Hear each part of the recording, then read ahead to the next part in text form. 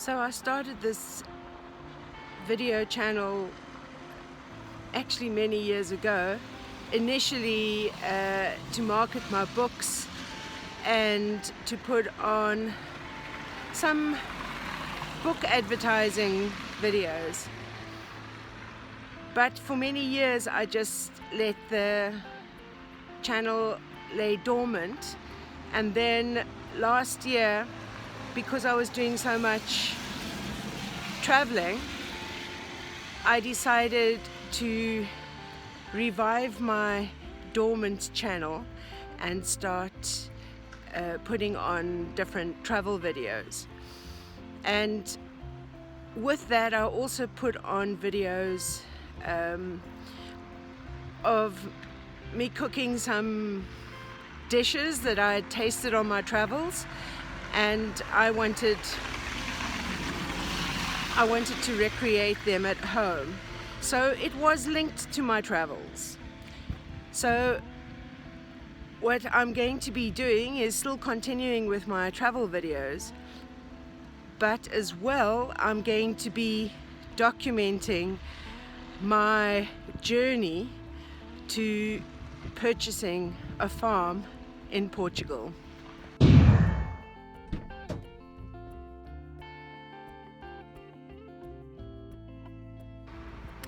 As one gets older, one has to start thinking about one's future. And I've been thinking about, where do I want to retire one day? And having spent a holiday in Portugal, I really think that that is where I'd like to retire. And having grown up on a farm, I quite fancy the idea of buying a farm in Portugal. I mean, let's face it, Portugal has a great history. It's got beautiful buildings, really old buildings. Some of them, okay, are a little bit dilapidated and falling apart and being abandoned, but you can fix them up. And they also have the most amazing, friendly people. Delicious food, absolutely scrumptious. And they have also got world-renowned and beautiful beaches. I mean, there's a lot going for moving to Portugal. And one thing that I have to mention, pastel de nata. Oh my goodness. The good news is that you can still pick up farms in Portugal quite cheaply. And yeah, I'm going to be going through my whole process where hopefully I will achieve success in my endeavors. Some of the farms might not be for you because there's ruins in them that you have to fix up. You might want something that's all ready.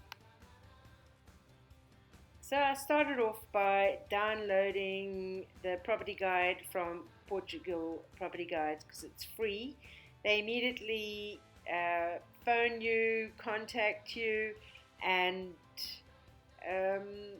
offer their services to help you find a property, a lawyer. But I'm not too sure whether I want to use the lawyer they're supplying or if it's best to rather get a local lawyer. So I think when I go in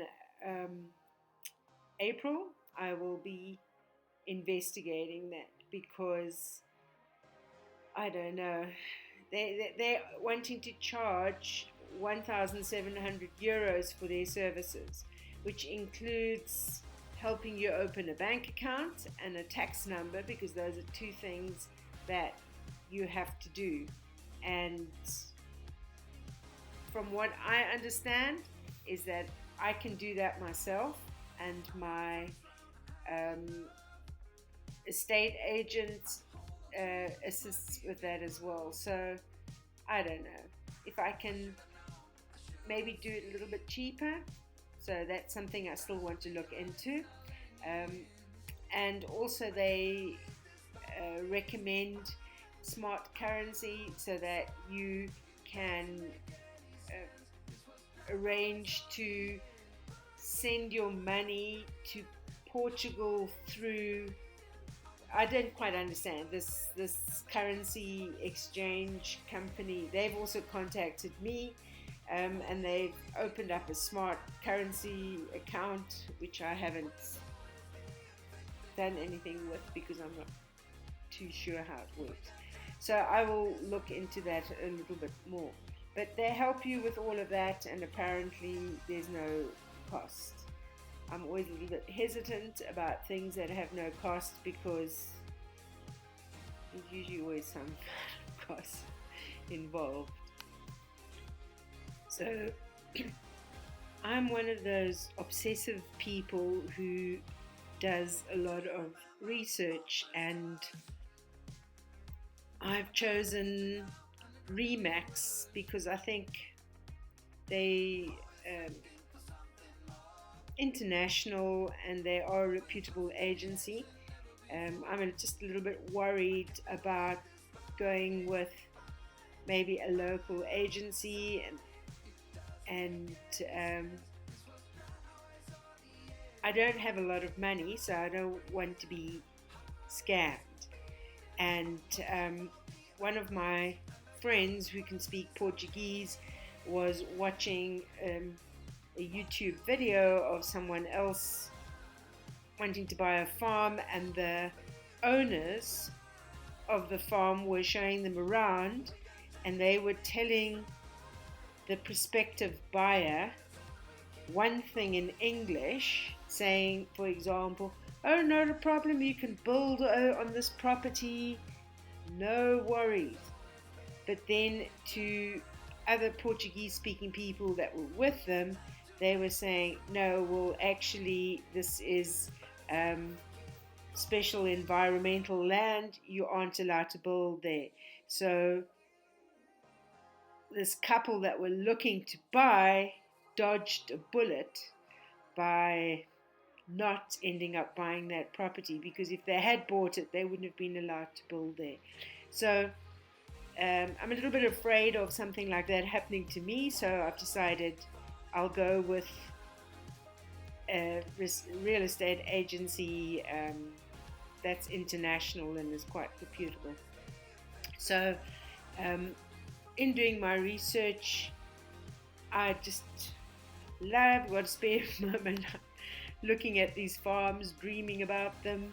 Here's one in, I can't even say it, I'm going to have to learn Portuguese, but this one is quite small. It's only 1,000 square meters, but it's 5,000 euros, and you can see it's got a well on it. Yeah, and the agent's name jumps up. So I have contacted some agents already, and I plan to be traveling to Portugal the beginning of April to go and look at properties and meet with agents. And yeah, I'll just keep on doing my research, keep on looking at these pictures of farmland, and keep dreaming and keep hoping. I was planning initially of only going to purchase something next year June, but I'm just thinking with Brexit, a lot of people from the UK might be wanting to snap up some of these cheap farms in Portugal, so I've decided to jump in and do it as soon as possible. I've been following OK Portugal and Slightly Boiling Mother on YouTube, as they've both done what I want to do, buying a farm in Portugal and documenting the process. So if you can help an old lady, I mean, look at me, a very old lady, grow her YouTube channel, that will be absolutely amazing. So if you can like, subscribe, and comment below, I will be forever in your debt. Please help me. So, I suppose I'll see you on my next adventure.